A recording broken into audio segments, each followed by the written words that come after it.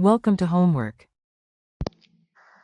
Okay, we need to take a look at the isomeric alcohols of C5H12O and determine which of those isomeric alcohols are chiral and which are achiral. So to begin with, it would help to just simply write out the isomeric alcohols of C5H12O. So I will start by drawing pentane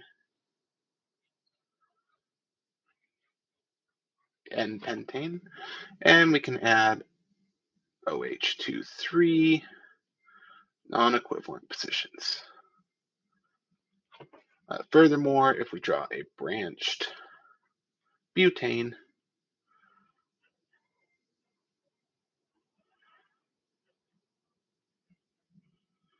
we have 4 non-equivalent positions that we can add OH to.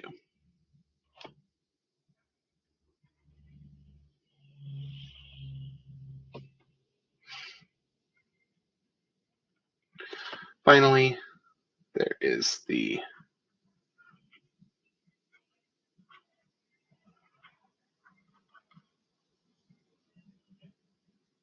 propane, branched propane with an OH on it. Okay, now we can step through each of these one by one and determine, is it chiral or achiral? Let's begin with this first one. Now we'll notice that the carbon that has this OH on it also must have 2 hydrogens. So this carbon can't be chiral, and we know that each of the remaining carbons has 2 or more hydrogens. So none of these carbons contain bonds to 4 unique substituents. So this cannot be chiral. Let's take a look at this alcohol.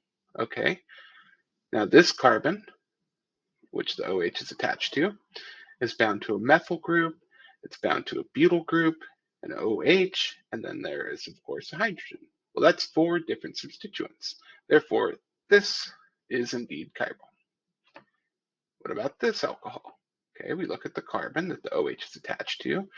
We know there's a hydrogen here as well. So we've got, coming off of this carbon, an OH, a hydrogen, an ethyl, and another ethyl. Well, the 2 ethyls means it cannot be chiral because it needs 4 unique substituents. Let's take a look at this. Well, I can tell right off the bat that this is a primary alcohol, which means there's 2 hydrogens here, which means that this carbon itself cannot be a stereocenter, in the same way that the carbon here could not be a stereocenter. But it may be worth it to continue looking at this molecule. So what about this carbon?